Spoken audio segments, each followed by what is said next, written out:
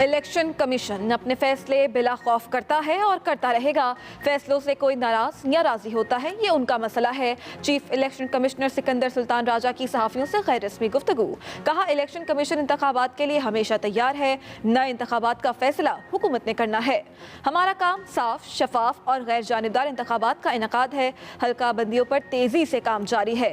मरदमशुमारी के हवाले से इलेक्शन कमीशन का मौक़िफ़ वाज़ेह था। मरदमशुमारी सरकारी तौर पर शाया होने से कबल हल्का बंदियां नहीं की जा सकती। फॉरेन फंडिंग केस में फरीकैन को सफाई का मौका देना जरूरी है। समात में क्या कुछ होता है, सहाफ़ी बेहतरीन जज हैं।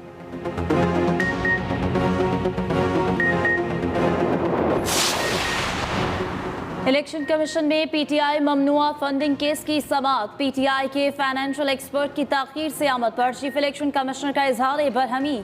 कहा, एक फर्द के बायस तमाम लोगों का आधा घंटा ज़ाया हुआ।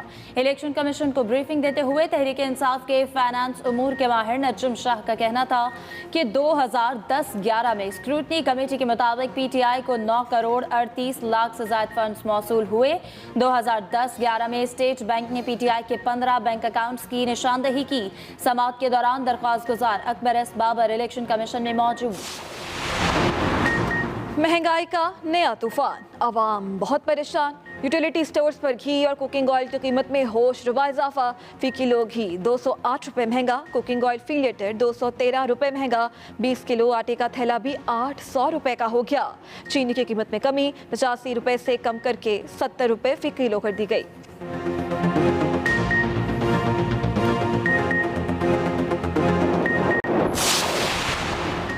मुल्क के मुख्तलिफ इलाकों में लोड शेडिंग का दौरानिया 12 घंटे तक जा पहुंचा। ज़राए पावर डिवीजन के मुताबिक मुल्क में बिजली का शॉर्टफॉल 6475 मेगावाट हो गया। मुल्क में बिजली की कुल तलब 26,000 मेगावाट है। बिजली की मजमूई पैदावार 19,525 मेगावाट है। ज़राए पावर डिवीजन के मुताबिक ज़्यादा नुकसानात वाले इलाकों में लोड शेडिंग का दौरानिया ज़्यादा है।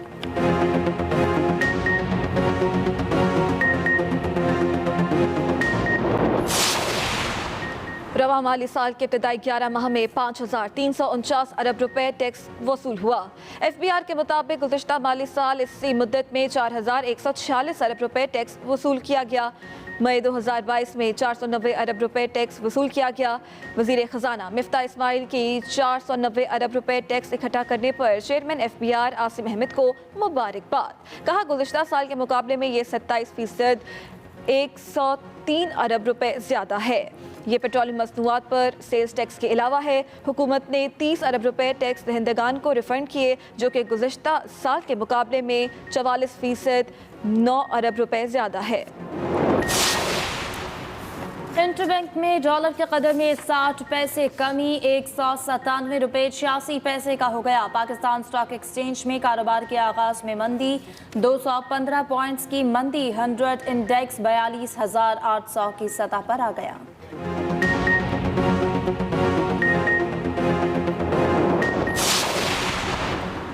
वज़ीर आज़म शहबाज शरीफ का 3 रोज़ा दौरा तुर्की। आज तुर्की पाकिस्तान बिजनेस काउंसिल की तकरीब में शिरकत करेंगे।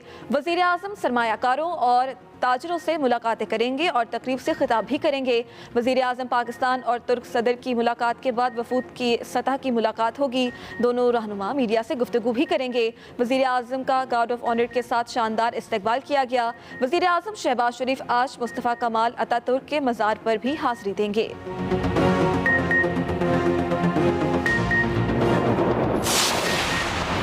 वज़ीर आला पंजाब हमजा शहबाज की ज़ेर सदारत सूबाई काबीना का पहला इजलास में 9 निकाती एजेंडे पर गौर किया जाएगा। रमज़ान पैकेज 2022 की मंजूरी दी जाएगी।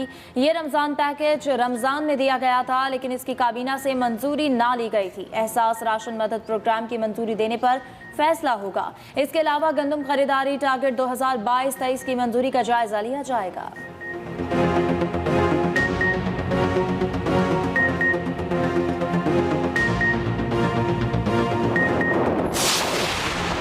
सेफ सिटी के तहत किए जाने वाले चालान गैर कानूनी करार। लाहौर हाई कोर्ट ने बड़ा फैसला सुना दिया। सेफ सिटी ई टिकटिंग चालान की खिलाफ तमाम दरखास्तें मंजूर। जस्टिस तारिक सलीम शेख के मुताबिक काबीना की मंजूरी के बगैर कैमरों से ई चालान नहीं किया जा सकता।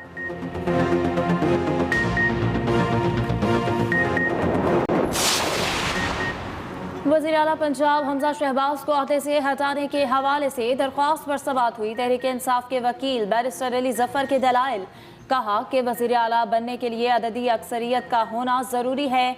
स्पीकर के फैसलों को आईनी तहफ़्फ़ुज़ हासिल है। अदालत पार्लिमानी मामलात में मुदाखलत नहीं कर सकती। वज़ीर आला पंजाब के इलेक्शन के वक्त स्पीकर ने अपने आईनी इख्तियारात का इस्तेमाल किया। अदालतें सिर्फ उस वक्त मुदाखलत कर सकती हैं जब स्पीकर के किसी इक़दाम में बदनीयती हो। स्पीकर के फैसलों को आईनी तहफ़्फ़ुज़ हासिल है। अदालतें इसके पार्लिमानी मामलात में मुदाखलत नहीं कर सकती। समाअत पीर तक मुलतवी।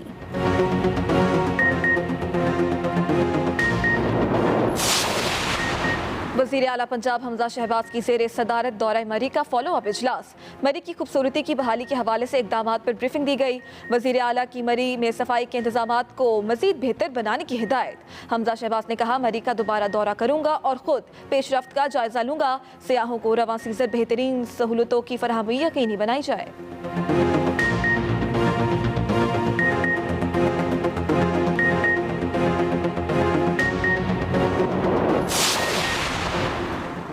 मुल्क में आइन की हुक्मरानी और कानून की बालादस्ती को यकीनी बनाना है। वफाकी वजीर मनसूबाबंदी और तरक्की एहसन इकबाल का तकरीब से खिताब।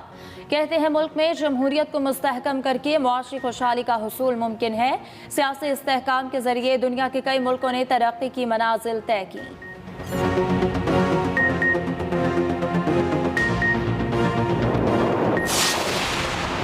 इलेक्शन कमीशन के 2 नए मेंबरान ने हल्फ उठा लिया। Chief election commissioner Sikandar Sultan Raja ने मेंबर पंजाब बाबर हसन भरवाना और member KP justice retired Ikramullah से ओहदे का हल्फ लिया। सदर मुमलिकत ने वजीर आजम की एडवाइस पर दोनों मेंबरान की मंजूरी दी थी।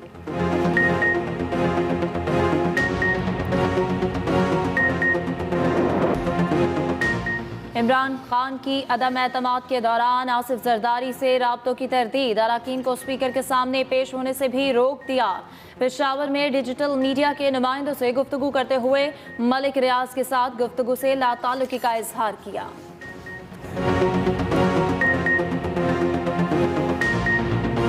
लॉन्ग मार्च खत्म ना करता तो खून खराबा होता। इमरान खान ने मजीद कहा कि असेंबली में वापसी का मतलब इम्पोर्टेड हुकूमत को तस्लीम करना है। चेयरमैन PTI का इसराइल को तस्लीम करने के लिए दबाव का इंकशाफ। कहा, पैगाम किसकी तरफ से आया ये अभी नहीं बता सकता। ट्वीट किया कि नैब तरमीमी कानून एक NRO है। नवाज, शहबाज और जरदारी के खिलाफ तमाम मुकदमात खत्म कर दिए जाएंगे। FIA ज़िमनी रेफरेंस दाखिल करने की आड़ में मुकदमे का चालान वापस। Pleasure to address this very important business forum of DAKE, and I had the honor and pleasure to meet most of you during my previous visit to this great brotherly country. And today is a time when the entire world is passing through very difficult challenges.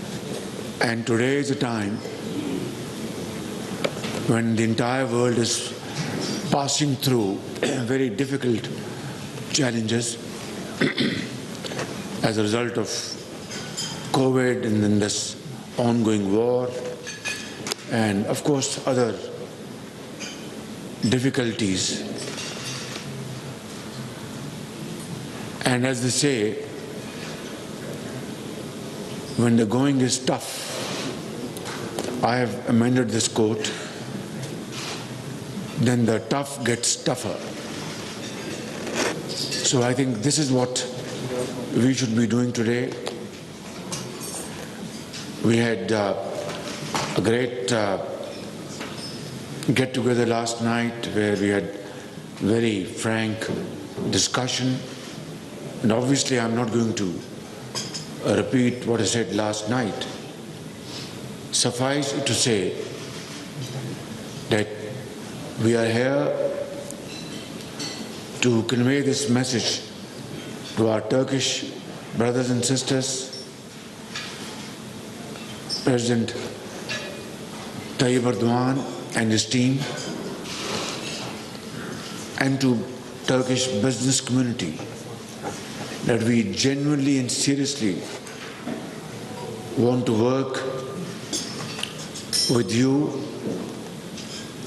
not only to further strengthen our brotherly relations that has taken care of itself from centuries.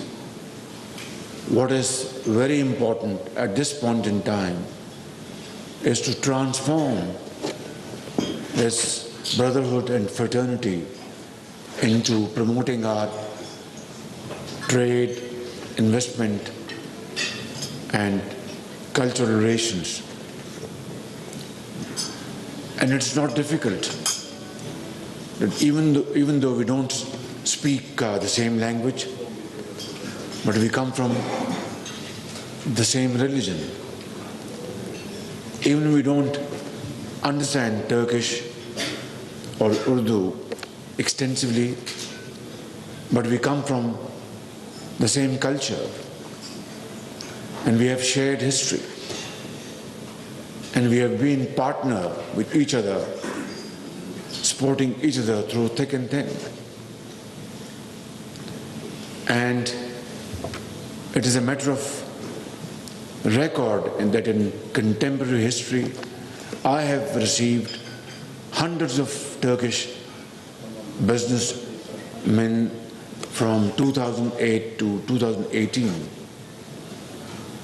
And also your active participation in investments in Pakistan is highly appreciated. And above all, your contribution in humanitarian projects in Pakistan is very well known. I said this last night, and even at the cost of repetition, that the entire population